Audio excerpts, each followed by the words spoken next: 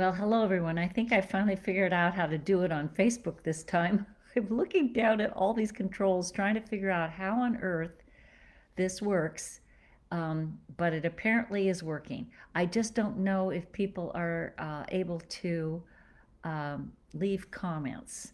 So, oh, wait, maybe there is a comment section. Oh, I'm so excited.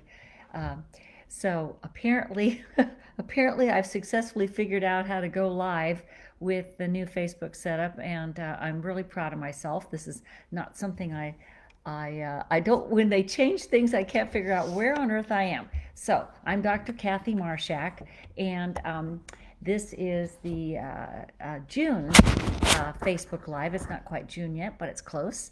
And the topic that we're going to talk about today is what is empathy? I'm going to talk about what it isn't and what it is. And thank you. It looks like we've got some viewers already, and I want to make sure. Could you send me a little quick comment if you can hear me? Because that is helpful. So just click on comment, say, hi, I'm here, I can hear you. Or if you can't hear me, then I've got to go back and figure out how to make this work.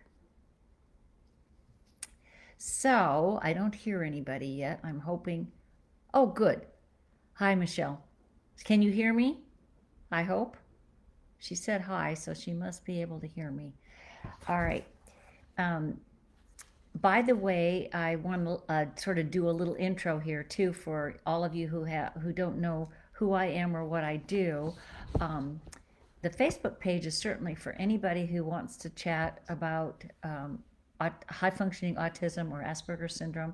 Yeah, it's designed mostly for people that are neurotypical or as opposed to the atypical group. But I actually have people who come read my blogs and come to Facebook who are on the spectrum and are atypical as well. And I think that the idea is to start learning how to understand each other, and that's where empathy comes in. You can also join us on Meetup, and Daniela will post a link to the Meetup group here. The Meetup group is Asperger Syndrome Family and Friends of Adults on the Autism Spectrum. And you have to join Meetup first, and then you can join our group. And you just Google the title. I think I'm the only one on Meetup that's doing this, although there may be other kinds of support groups, but I'm not sure any of them are moderated or facilitated by a clinical psychologist with expertise in the area.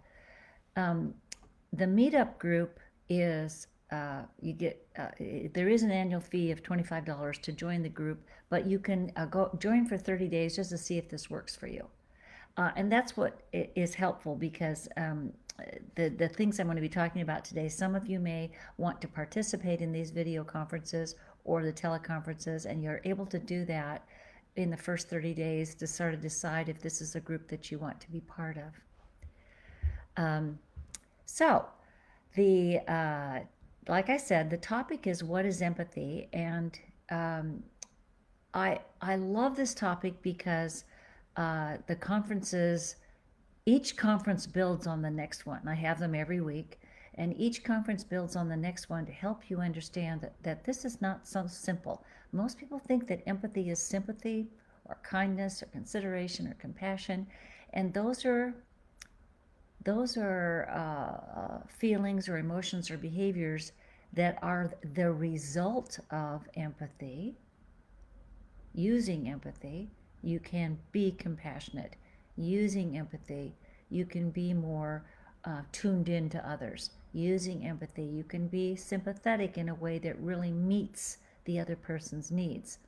Without empathy, you can be compassionate, you can be sympathetic, you can be kind and considerate, but you may not be able to do it in a way that really connects with the other person. That little bit of connection means a lot. So if you say to somebody, my condolences on the loss of your pet, that's kind, but it's a little stiff. Some people want that. Some people want you to say, I'm so sorry. I had no idea your pet was ill, or whatever it is. And so empathy allows us to pick how to present our sympathy, our compassion, our consideration, and so forth, how to present it in a way that is perfect for that person we're talking to, or perhaps that group of people. So, by the way, go ahead and leave me a comment if you want to, or a question. If I don't get to the question while I'm doing this live, it's not a problem. I'll answer the question after we're done. Okay, so the first video conference for the month of June is it's going to be held June 1st, June 3rd, and June 7th. I host the conferences at least 3 times. Sometimes I've added a 4th one in, so that if you miss one, if you can't go to the 9 o'clock one or the noon one or the 4 o'clock one, you're going to be able to meet one of the other times. The first one is called ASPE, One-Way Empathy Isn't Empathy. One-way empathy isn't empathy. And this is something that's a little confusing to our neurodiverse couples and families that I work with. All human beings want to be understood, whether you're on the spectrum or not. All human beings want us to relate to each other, to feel like someone is there for us. People on the spectrum want that, as well as neurotypicals. The problem is that spectrum folks don't really have the full range of empathy, so they don't reciprocate the awareness. They certainly want to be understood, and they want to understand you, but they tend to use their analytical approach to understand you, which is usually, as my grandmother used to say, a day late and a dollar short when you're connecting with somebody. Connecting with empathy means you're there on the spot with the person, okay? So one-way empathy isn't empathy. What I mean by that is that your Asperger loved ones may mean what they say. They may be very caring and kind and considerate and so forth, but they tend to be a little off the mark with their timing and maybe the right words, because they're not right there with you. They're saying something that they've learned is the appropriate thing to say, but it's not necessarily tuned into you. So that's the first event for the month. And again, ask me questions about this. I'm happy to talk more about it. And after I tell you, oh, hello from, I didn't scroll down here. Good, if the people can hear me. There's Denise from Florida and Amanda and Karen from Colorado. And oh, this is great. Thank you. And Michelle is saying, what is it called again? I don't know what she means by that.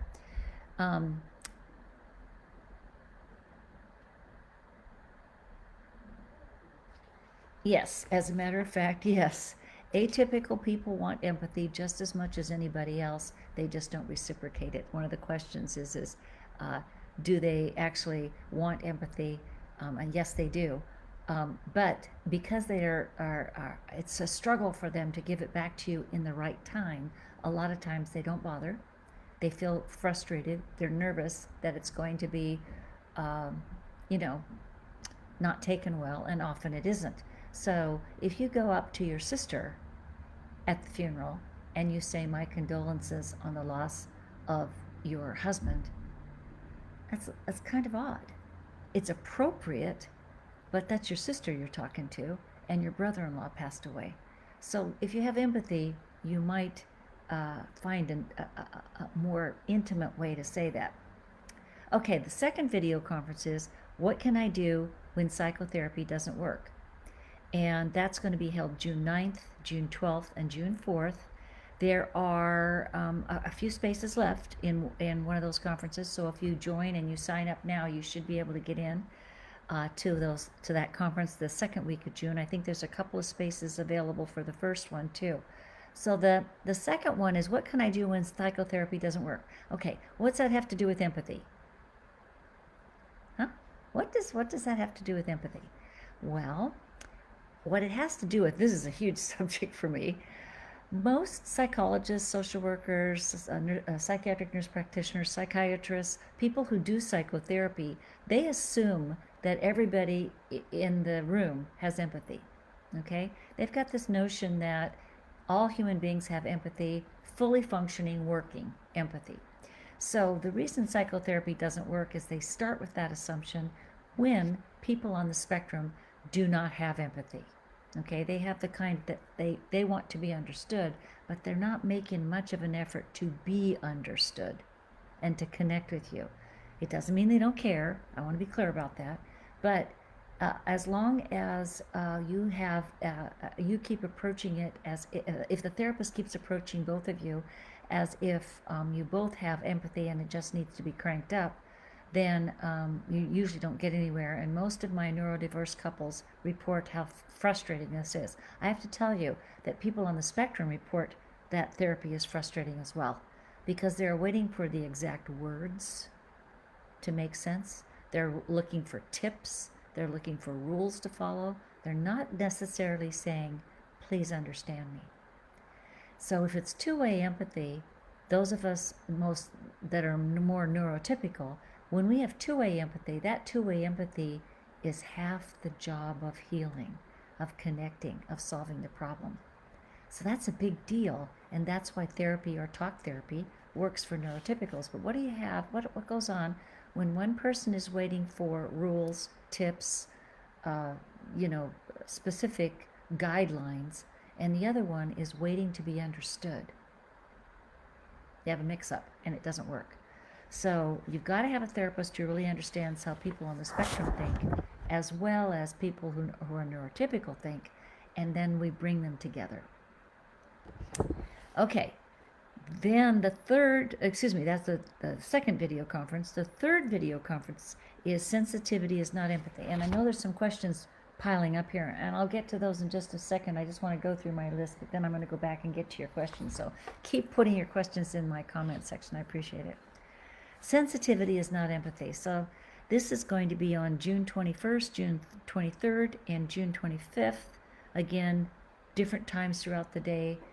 I'm sorry, the times are listed on Facebook as a Pacific time, so you will have to Google what time that turns out to be in your time zone. So sensitivity is not empathy. So many people on the spectrum do believe they have empathy, and many of their neurotypical loved ones think that they have empathy too because they're sensitive and kind and that sort of thing. But that's not empathy.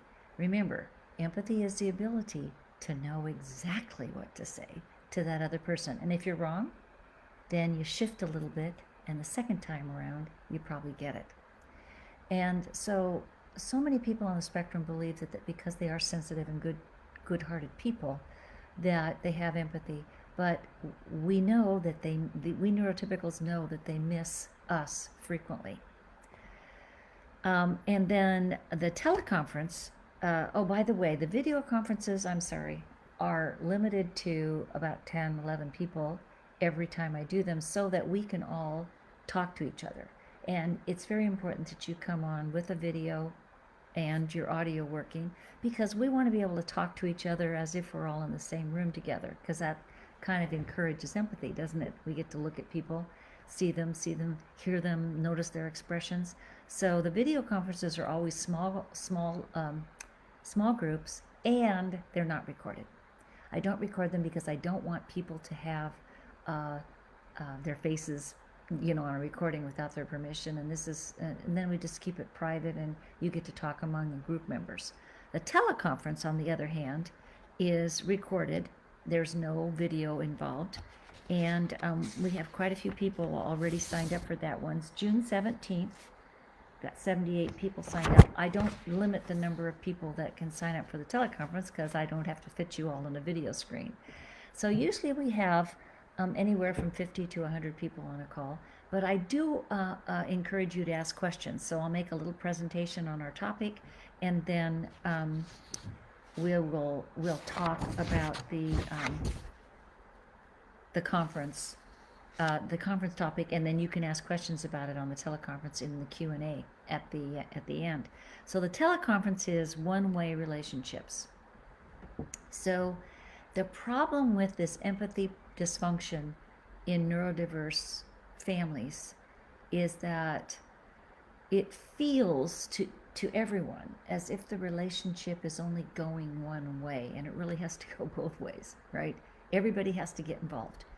And it feels that way especially to neurotypicals, because neurotypicals um, keep wanting their autistic loved ones to have a conversation back, to reflect back to them what they hear and what's important to them, and tell them what's going on with them.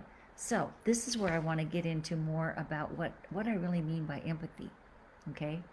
Because empathy is this ability to scan the context of the relationship. The context meaning the background, like the curtains, the cabinet behind me, the lighting, the tone of my voice, the shape of my face even. Some people are noticing things like that, or what earrings the person has on. But it's even more than that. It's listening to the style that that person is using, because that tells you something about what's going on with them. Are they talking fast? Are they talking slower than they normally do? Do they have a frown? Do they have kind of a puzzled look on their face? We look at all those cues, and then with our empathy, we step in and we pick out the one that we think intuitively is the most important thing to that person and me, because that's how we connect. And we offer that to the other person. And if they pick it up, I just put in my ship's clock in my dining room, so that's what was dinging. If we pick up the bid for attention, the other person leans in. They feel heard. They feel appreciated. Okay? And then we can go from that connecting behavior, that empathic connecting behavior, and move over to a conversation. But the conversation isn't just talking about the subject. So I'm talking about the empathy subject today. And if I just sat here and rattled on about, the topic, I suppose that'd be helpful to you. But empathy is the ability to go back and check, is that other person still with me? Do they have something they want to say? Do they like what I'm saying? Do they like me? Because we all want to be liked. And so empathy is 3 parts. It's that empathy ability to pick up what's going on with the other person, that there is something that's going on with the other person, and pick out of the context what is significant. So you don't just say, my condolences on the loss of your husband, right? You talk to your sister. You put your arm around her and you say, oh my gosh, I can't imagine our family without him. Or whatever your sister wants to hear. Maybe she doesn't want to hear it that way. Maybe another way. And then sometimes we tell funny stories when someone's passed away, right? Sometimes you go, I just remember, when your husband was cracking this joke and he was laughing so hard he couldn't get to the punchline, and none of us knew what the joke was about, but he was laughing so hard we all laughed too. So we tell those cute stories because that's part of the conversation that seems to be, that we feel that they're ready for.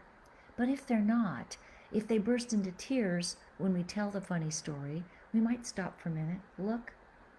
And if my sister is laughing and crying, it's wonderful.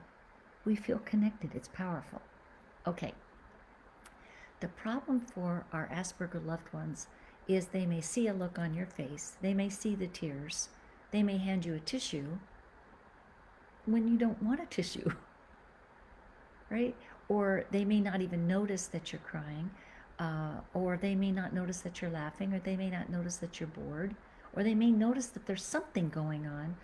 But Peter Vermeulen tells us in his book, Autism as Context Blindness, what he tells us is that the person on the spectrum is unable to determine which pieces of the context they should notice first. They don't do it intuitively, the way neurotypicals do. And so what they have to do is they have to analyze it.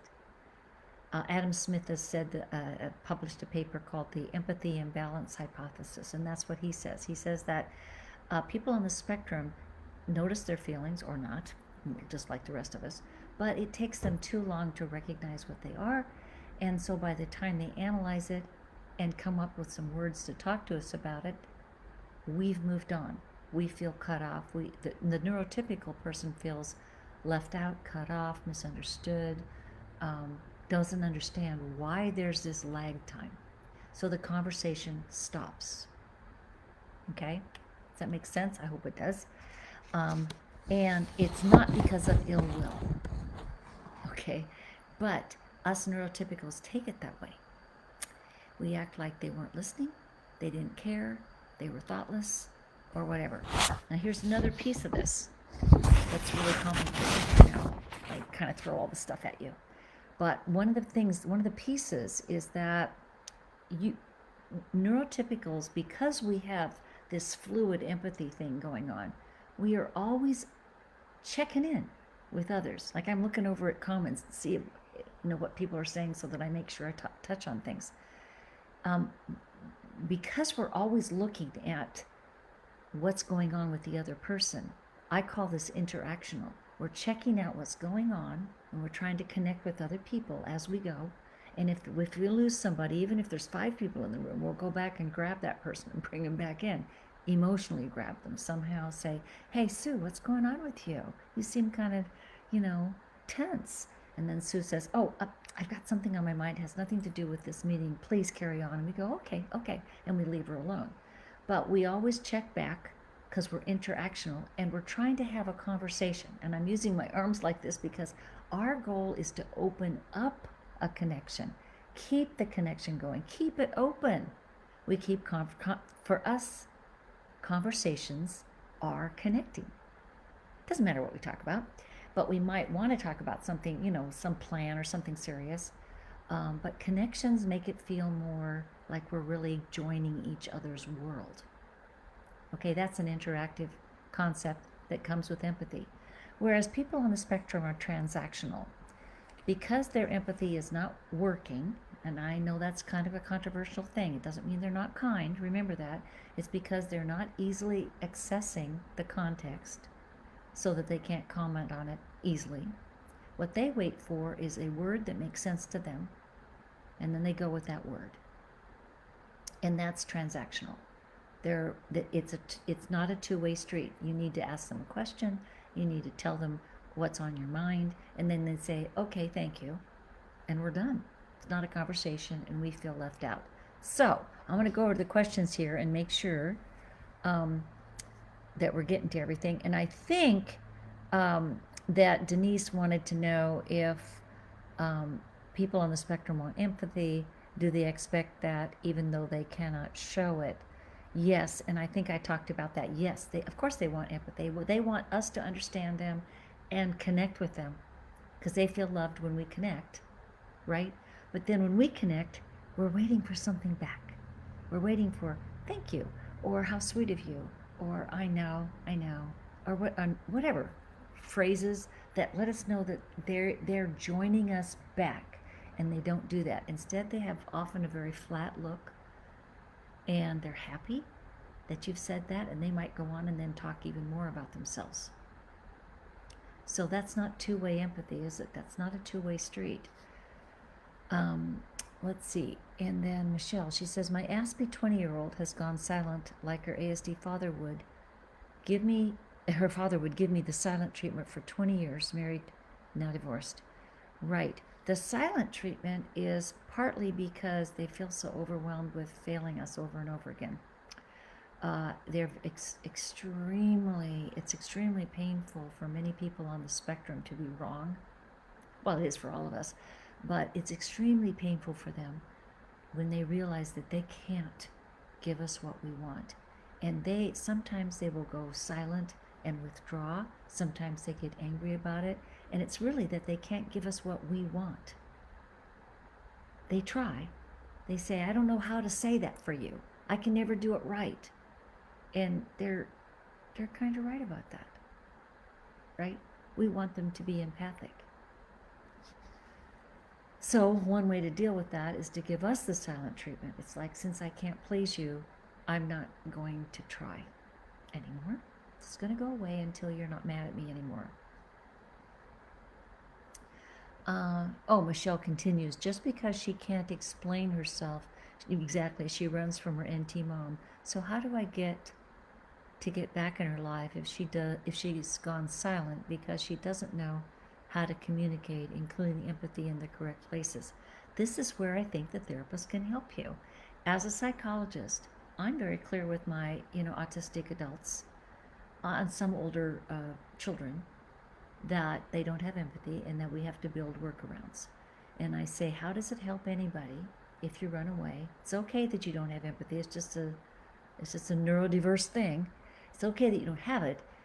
Or that it's not quite working the same way it does for neurotypicals. But it's not okay to leave another person in the lurch. So what I teach my autistic clients to do is to kind of practice some phrases that will help, like saying, and this is my classic one, you know me, I'm not always good at figuring out what's going on with you. Please explain, Mom. Right? Or one of my favorite stories was when I was 13 and my mom and I, my Asperger mother, and I were arguing about something. It wasn't a disrespectful thing like I was yelling at my mom. It was really, we were having a discussion about something or other, and she was going to prove me wrong. That's that transactional stuff. She was going to prove me wrong. And I looked at her and I said, Mom, isn't it possible we just think differently? Isn't it possible that we just think differently? And my Asperger mother stopped talking, turned around, walked away, went into the kitchen, poured herself a cup of coffee, sat down, and started reading, and just left me standing there, right? So what she didn't realize is that she needed to say to me something like my neurotypical father would have said, wow, good point, you got me there. He would have given me something back to say, okay, we're in this together. But my mother just acted like I had, won the match, right? We're at the tennis match, and I just won. I made the final point. Boom, we're done, and she walked off the court.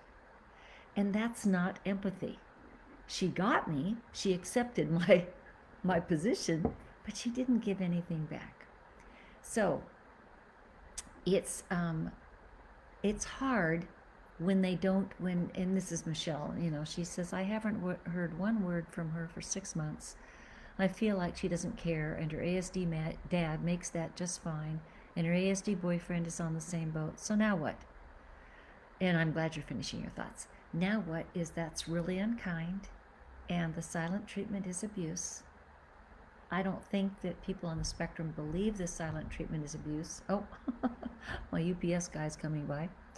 I don't believe that they mean to be abusive, but that's not okay. So as the therapist, I would definitely say you cannot do that, and we need to build up your workaround skills. Like, me, Mom, I don't know exactly what you're feeling, but if you tell me, I think I can understand. Or, me, Mom, sometimes I get impatient with all of the storytelling you do, because we neurotypicals tell all kinds of stories as we're talking about the subject, okay? And yes, Michelle is also saying nobody is helping her, though. Her therapist doesn't know she's autistic, and my ex won't help her get the correct help. And yes, she says, oh, it's always a match, point, out they go.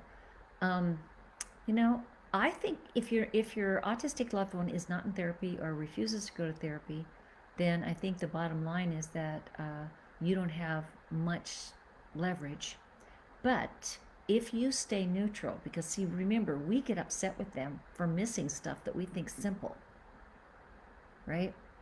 I know my cousin's autistic because at his father's funeral, my uncle, the uncle who used to make me pancakes on the weekends when I spent the night at their house, the uncle who took me camping, took me water skiing, and who I adored, I was at the funeral. His son comes up to me and he shakes my hand and he says, thank you so much for coming. And I didn't know who he was talking to. He was talking to me, shaking my hand. Thank you so much for coming. I had tears streaming down my face. It made no sense, except that there's a long line of autism on my mother's side of the family, so it didn't surprise me. Well, now it doesn't surprise me. It surprised me then. So the thing is that what we can do is we can stay neutral.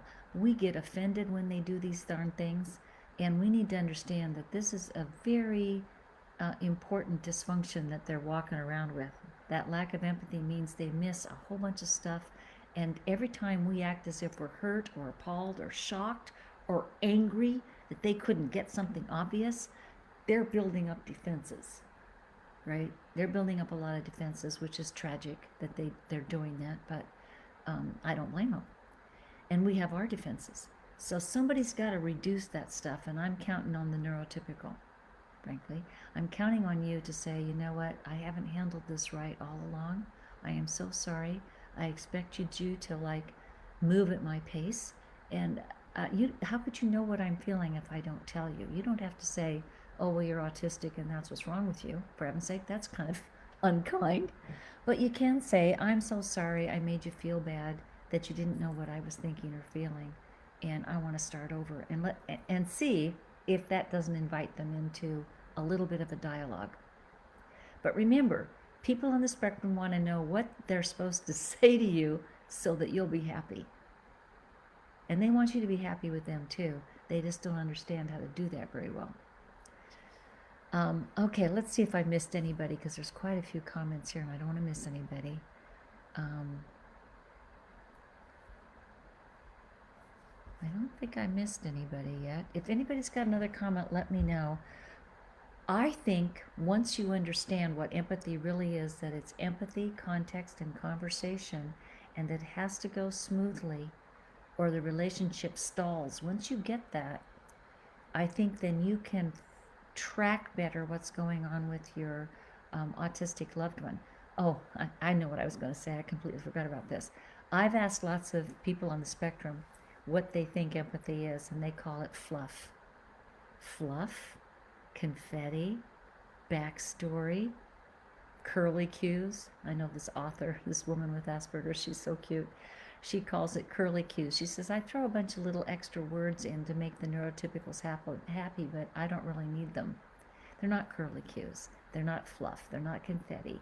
They're not just backstory. It's the connective tissue of a relationship, isn't it? It's what keeps us going. It's what keeps us coming back, right? So another one of my metaphors, and I'll throw this in and then we'll wrap things up for today, unless you have some more. One of the metaphors that I use is empathy is like the connective tissue in the body. Your body has connective tissue everywhere, around every organ, between things, and that connective tissue is designed to not just hold things in place, but provide a certain amount of tension, provide some ways for the nerves and the blood vessels to kind of connect up with things. But there's an illness called myasthenia gravis. My brother-in-law, Mike Marshak, died from myasthenia gravis. It was very tragic, and he was only in his early 40s. Myasthenia gravis is an illness that attacks the connective tissue. So my connective tissue was being destroyed little by little throughout his body. His trachea, the connective tissue around his heart. You can't live without your connective tissue. And so empathy is like that too. It's the connective tissue of a relationship. It's unseen. I understand why people on the spectrum don't know what we're talking about, and they believe they have it because it's one of those things we can't explain. But I want you to use that. I want you to use this metaphor or this explanation. It's like the connective tissue in the body. Without it, the relationship will suffer and maybe even die. And Lashonda says, hi Lashonda, how do you handle projection when your partner tries to blame you for everything, things that don't even make sense? Oh, this is such a good question. Thank you, because empathy explains it. I think empathy explains everything. First of all, sometimes they aren't blaming you. I'll give you this controversial answer. Sometimes what they're doing is they're just noticing something and they're correlating things. When you said that, I dropped the plate. it sounds like they're saying, when you said that, I dropped the plate. See, it sounds like they're blaming you for making them drop the plate. But what if they're just noticing the wrong aspect of the context? Think about that. What if they're just noticing a fact? Two things coexisted similarly in time. You said something, then I dropped the plate. What if they didn't realize we were going to feel bad about that, because we would never say that? We would never say to the other person, gosh, when you said that, I dropped the plate. We would never say that, because that would sound like blame. But what if they don't know that? And then we get mad, and then they said, that's not what I meant. And you said, then why'd you say that? And then we have this crazy conversation, right? Now, sometimes they are blaming you because they don't have empathy, and they are trying to, what's the word I'm looking for? They're trying to explain the facts as if the order of events would somehow make the problem go away. And we know that doesn't work. The order of events does not make the problem go away. Connecting makes the problem go away. Feeling good about each other, again, makes the problem go away. So that's a couple of, and projection is no different. Projection is, remember, people on the spectrum without empathy, they're not comparing themselves to you. They just know how they feel. And so because if they feel upset and you've done something to upset them, then you're bad. That's how they take it. And if you have empathy, you might try to find out what's going on underneath the projection, to find out what's upsetting that person, and say, oh my gosh, I had no idea that when I was sitting with my windows, my blinds drawn, that made it difficult for you to see me better, or whatever it is. So we try to get to the bottom of it, but it's tough. It's tough to do that with someone on the spectrum if they're really, really upset. And there's a whole bunch more I can talk about this subject, but let's get on to Marcia's question. She says, your description of the difference between empathy and sensitivity has really helped me with your situation. Thank you. Okay, not a question, but a thank you, and I appreciate that. And I just, gosh, if more of our autistic loved ones could get this, that we know they mean well, we know they care, that they just have a bit of a lag time, and they're trying to analyze us and come up with some, cause and effect logic, and that I think we could get on the same wavelength. I think we could find a way. In fact, I think love is a conversation. I think love is an empathic, two-way street conversation, and that's what we keep expecting. The problem is, for our Aspies, love is in their heart. They try to do things for us or figure out what your love language is, and then they miss the point of this moment in time. And that's kind of a tragedy. So if we can bring them on board and laugh about some of those missteps rather than argue about them, it would work better, wouldn't it? Okay, I've got to wrap things up. We're running out of time here.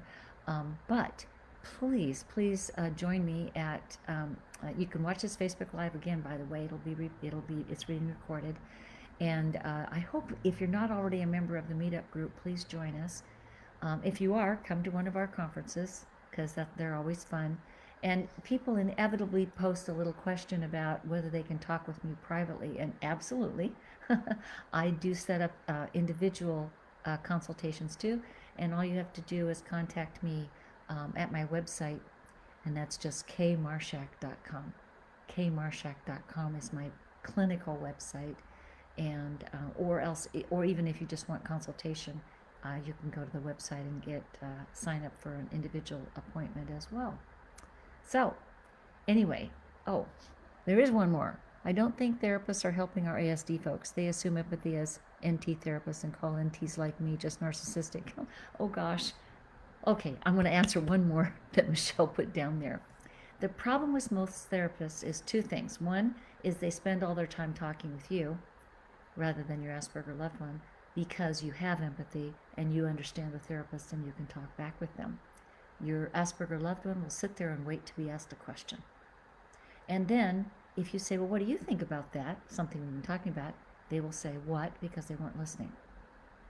That's because they don't understand this flow. Number one. Number two, therapists often view us when we get into therapy with our Asperger loved ones as frantic. We're anxious, we're stressed, we don't think anybody gets what it is we're living with, and so then we look like we're demanding and unhinged half the time. So it is important to talk to a therapist who gets why you're so distressed, because this empathy dysfunction thing really, really is painful. So make sure you find somebody who knows how to do that. And if they don't, I suggest they read my 3 books and start understanding better about what they're up against, because it's unkind to miss why our anxiety is so great, or our depression, or why we have immune deficiency illnesses. And anyway, I better wrap it up. Thank you, Michelle, for that last question. Honestly, that's probably the biggest piece that all of us have to deal with, is how to get our emotions under control so that we can help our Aspies communicate. Okay, bye-bye, everybody. Hope to see you at one of our events. Take care.